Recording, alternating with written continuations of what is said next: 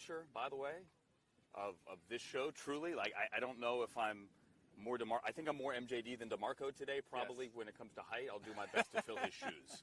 Well, if you're speaking specifically about OTAs Live, I know you're not telling the truth because this is only episode 2. Well, okay, then like Training Camp Live years past, like when I'm stuck in enough. the studio and I turned it on and I see you guys, you're my lifeblood, obviously out to Thousand Oaks when I'm stuck in Culver. As always, though, Andrew, well-informed, doing his homework early in anticipation of the year ahead. Second time you've been out to see the Rams practice in person. You want to trade takeaways from today?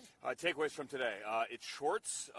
It's not real football yet. And it's staying healthy, going through the motions, make sure you learn everything, and then ramp it up again next week for the mandatory minicamp, where Sean was just asked, is everyone going to be there? And he said, hey, just because you don't see people out in the field here for OTAs doesn't mean people haven't been participating, whether it's in the building or remotely. And yes, he does expect everyone to be there.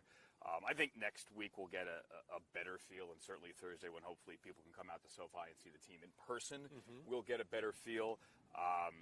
It's baby steps. It's a lot of baby steps to get to Irvine eventually, and then to get week 1 for the Bears. But I mean, early impressions, Matthew Stafford does look like the real deal. It's the only thing anybody wants to ask McVay about, or anyone offensively about, even any of the defensive players, even Johnny Hecker. What does Matthew Stafford look like? He looks like a Pro Bowl quarterback who's learning a new offense, and he has a couple of wow moments, I think, every day. Didn't necessarily see any of those today. Had the deep ball to Tutu that got broken up, but he's going to be fine. I think he is the thing that nobody has to worry about with this team. Yeah, I think I'm going to have to discipline myself from now until September not to talk about the Stafford-Cooper Cup connection every time we do this exercise. He's also the only starting wide receiver that's really been out here doing much as well. So someone said, oh, he's really working out with Cooper. Well, someone said that today at practice. Like, he's Cooper Cup, but like it's a bunch of other guys. All right, so we'll talk running backs. We'll talk more on Stafford and the NFC West in a bit. We'll also zoom in on the defense and Raheem Morris taking over what was the top scoring defense in the league a season ago.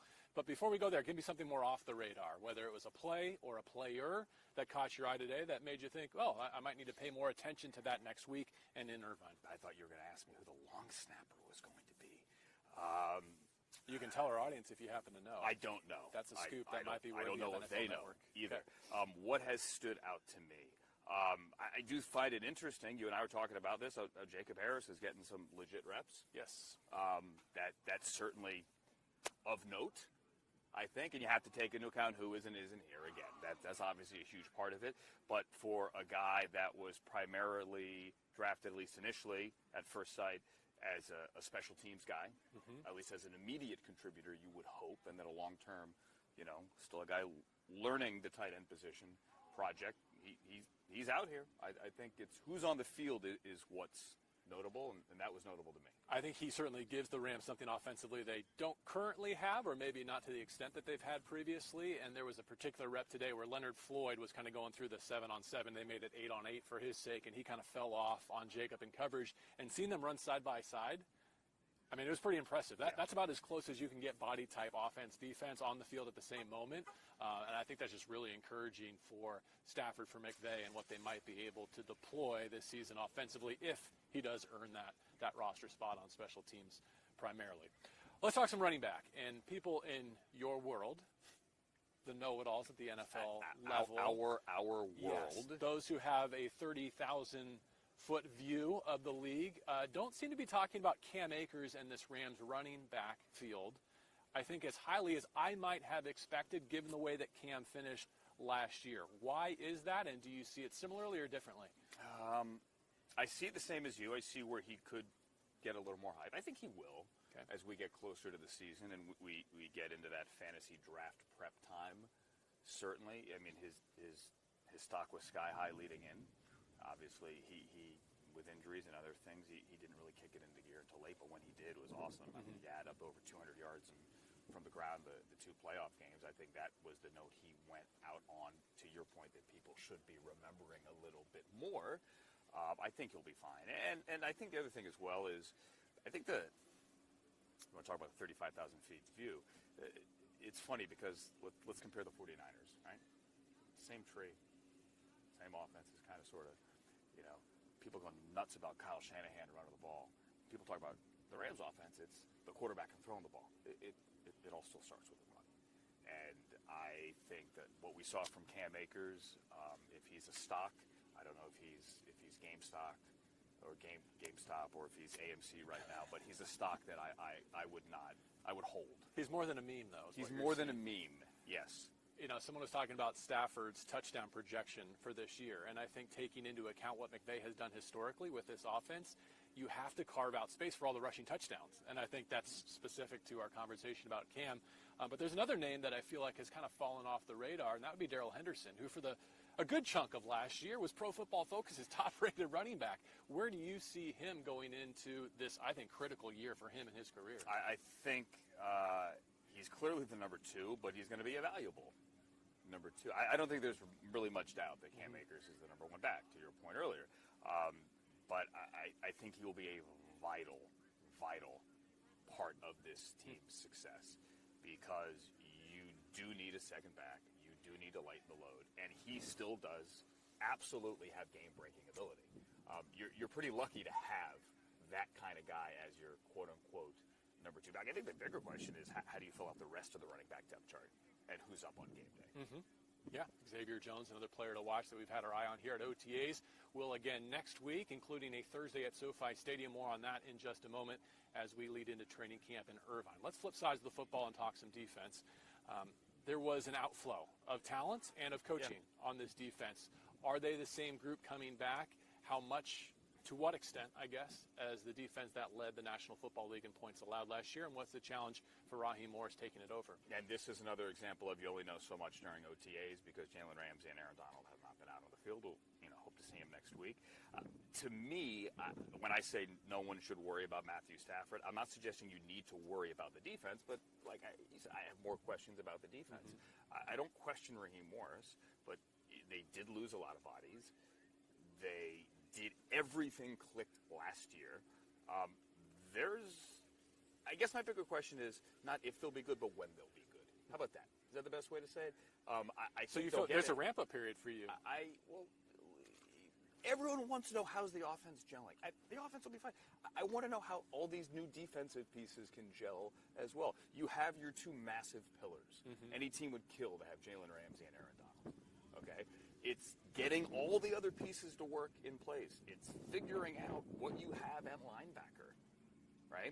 It's figuring out who goes where in the secondary other than Jalen Ramsey. And they have to figure those questions out, and you have to learn to work with a new coordinator who certainly has skins on the wall, and he's going to be fine. But it's a transition year.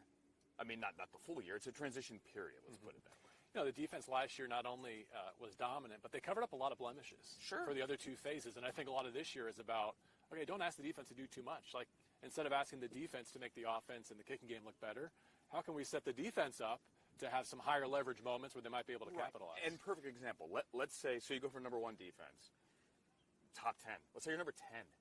It's a fantastic year. Well, it's not as good as last year.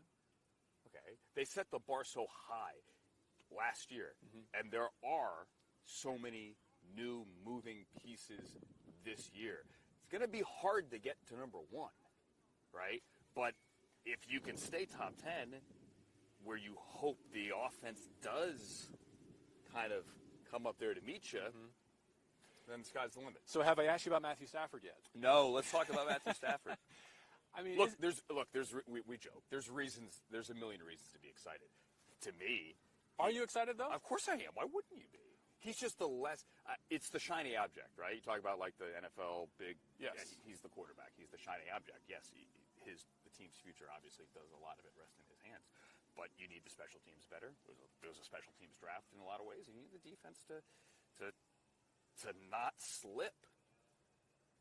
I'm not worried about the quarterback. I feel like this time of year I'm inclined to drink Kool-Aid. It's one of my favorite beverages, maybe more so Are now you not drinking the Stafford than ever Kool-Aid? before. No, I totally am. Yes, so am I. I'm just trying to bring in another voice to talk me down, maybe a notch, encourage me to see a live pass rush before I say, bold proclamations like I think the Rams will be better in the red zone than they ever have been before. I think the Rams are going to take a huge leap forward and back towards that 30 points per game mark. I think by the end of this season, one of the ways you might measure how successful the Rams were is can you have reasonable discussions about the pairing of McVay and Stafford in that truly elite group with Reed and Mahomes, with some of the other great LaFleur and Rodgers. how many games you get from Deshaun Jackson. Can Tutu be the guy to stretch the field? Is Corbett your center, and does that work? I mean, those are the questions that I would have about the offense, not about the quarterback. I think the quarterback is going to be just fine. There was a great moment that I do want to touch on, not that we can fully illustrate it for you, but speaking of Tutu, he got over the top on 7-on-7 basically, and Stafford, I think, put a good ball on him, and the recovery speed of Nick Scott to break that up was so impressive, was so elite really, that it actually brought Sean McVay over to the defensive side of the football to give him some love for that performance. All right, let's finish with some NFC West perspective. This is an escalating arms race. I think you would agree. You want to pick your team, and we can kind of go through the other three one at a time. Sure. Who's captivated your imagination apart from the Rams this offseason? So I don't want to go shots fired at the 49ers. I am one of the people. I think the common thought is, well, they get everyone back healthy, including Garoppolo, and they're just the team that went to the Super Bowl again. I don't know that. I think they have a lot to prove that the guys returning from health are immediately the players they were before injury as well, whether it be quarterback or D-line. I'm not necessarily convinced of that, but they're fascinating. And how impatient is Kyle Shanahan with his starting quarterback? So give me a week to watch then for Trey Lance's debut. And then by debut, I mean he may have some packages, he may have some opportunities, but when he is the guy, when he's QB1. Give me a week. Like, when is he going to be in there? I don't have their schedule in front of me. I think it's sooner rather than later. Sooner rather than later. I just think the clock is ticking. The clock is ticking for any rookie quarterback with the way these deals are structured now. The clock is ticking. Across the league, someone goes worst to first every year. San Francisco will be a yeah. popular pick to do that again in the NFC West. Let's go to Seattle next. Russell Wilson made a few waves this offseason, I think you would say. Have they done enough to satisfy his desire for pass protection? And are they, again, a favorite in the division? I think they and the Rams are the favorites at the top of the division. Yes, I mean, you had two teams there at the top last year. I think my question with Russell is, and I've had other people ask me this as well, is like, how do you come back into the huddle there, mandatory minicamp? Like, hey, guys, hey, it's me, block for me. Remember me? I'm the one who said I might go to the Bears if we don't get y'all out of here. Look, it's a challenge for Shane Waldron up there. I think it's also a challenge to remind Russell, get rid of the ball. Not everything is your O-line's fault. I know you want to run around and you want to extend the play and you want to let DK Metcalf and Tyler Lockett and whomever, Julio, whomever get down the field, but offense is predicated on timing. Get rid of the stinking football sometimes as well. Speaking of quarterbacks who like to run around and extend plays, down in the desert, Arizona making a bid to potentially make it 4 playoff teams from this division this year. And if you were to rewind time, maybe 4 or 5 years, they would have an all-pro team. They would have an all-star team with some of their additions on offense and defense this year. Is this the year that Cliff Kingsbury and Kyler Murray make the jump and get back to the postseason? I think they're out. I think, look, last year we talked about we're going to have 3 teams in the postseason out of the NFC West. We're going to have that same conversation again. And I do think we do have 3, especially, obviously, expanded playoffs. I think we get 3. The Cardinals, though, are a fascinating case study of you signed like 5 years ago as all-pro team. A.J. Green looked, I think Greg Rosenthal, my colleague at NFL Network last year, said it the best. At best, he looked old. At worst, he looked disinterested last year with the Bengals. So a fresh start could I rejuvenate. hope a fresh start and an exciting new young quarterback helps him, but he had the exciting new young quarterback last year, and they were never on the same page, ever. J.J. Watt, look, if he stays healthy, he's a disruptor. He is a disruptor. That team fell apart down the stretch for a long list of reasons. You think with a first-round pick, a linebacker, coupled with last year's first-round pick on defense as well, that they get there, but I have questions about their age, but with their quarterback, they can go into an amazing streak, and they can easily be a playoff team. I just think it's fascinating how things change, especially at the quarterback position. Maybe 12 months ago, you and I were saying, Kyler's on the ascent. He might be making a run at one of the most dynamic quarterback presences in this division. Now, with the Rams and San Francisco turning over at that position, is he 4th among 4 really good ones? still a pretty good 4, though. No, I'm with you. And he's good enough to get hot and carry, Yes. like Russell did the first 6 weeks of the season. Kyler, he's not Russell, he doesn't have the ring, but he has that ability. Whether or not they can sustain it, they had a couple of big moments down the stretch where they had it in front of them, and they didn't do it. So they need to see that maturation. Well, we could do this all day, We could. as you could We probably should. tell. We'll shut it down because time on the internet is expensive. But good to see you, Andrew. Likewise. Wish you all the best this offseason. See you down, well, I was going to say Irvine for training camp, but actually See you next next week week. we're going to gather at Yeah. SoFi Stadium. So essentially 3 practices left for the Rams on this portion of the offseason program. Tuesday, Wednesday, and then Thursday. It is open to the public. We always direct you to the Rams.com/tickets, the Rams.com/tickets. You can also add /ROP, as in Rams Open Practice, if you would like to join us and see the players in front of fans for the first time. It's really, going to be at SoFi it's going Stadium. to be so cool. The looks on people's faces when you had the season ticket holders come in a couple of weeks ago and see the stadium for the first time. Like jaws on the floor, like to actually have. I remember you and I were there last year for the scrimmages, just going like, how cool would this be with people in the building? You guys get to come Getting next closer week. to that. Yeah. I'll be there with Serena and DeMarco. We'll have interviews with players and coaches, and come to find out, Andrew Siciliano will be joining us as well. Hope to see you next Thursday. In the meantime, have a great weekend. Thank you, Andrew. All right, thanks, JB.